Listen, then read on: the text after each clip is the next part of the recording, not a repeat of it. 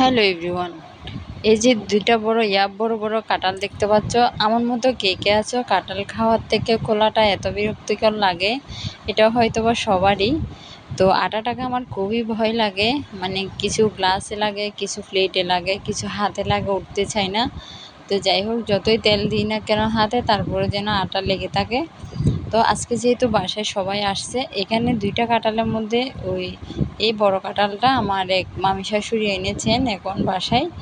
আর ওই যে দেখতে পাচ্ছ আরেকটা কাঁঠাল, এটা দিয়েছে আমাদের জমিদারের জমিদারের গাছে অনেকগুলো কাঁঠাল ধরেছে। এর আগে একটা কাঁচা কাঁঠাল দিয়েছিল, এখন এই কাঁঠালটা দিয়েছে। তো যাই হোক, ওইটা কাঁচা, আমার মামা শাশুড়ি যেটা এনেছে ওইটা পাকনা। এখন যেহেতু বাসায় সবাই আছে, তো সবাইকে খুলে দিবে। এখন বাজে রাত 10:30।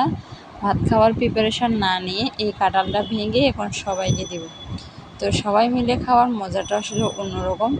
কাঁঠাল ভাঙতে আমার যতই ভয় লাগুক না কেন, যেহেতু সবাই আছে, সবার সাথে খেতে খুবই ইচ্ছে করলো, তাই আর ভয়কে কাজে না লাগিয়ে জয় করে ফেললাম।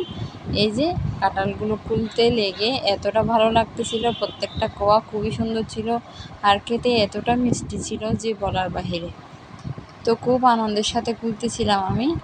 তো এতটা আমি যে আটাগুলোকে ভয় পাই, যদিও এতটা আটা লাগেনি। পাকনা কাঁঠালে আসলে এত আটা হয় না, কাঁচা কাঁঠালে বেশি হয়।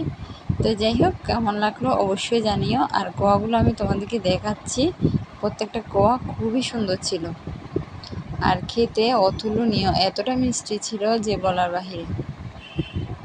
এই যে কেমন লাগলো তোমরাও কিন্তু জানিও। ধন্যবাদ।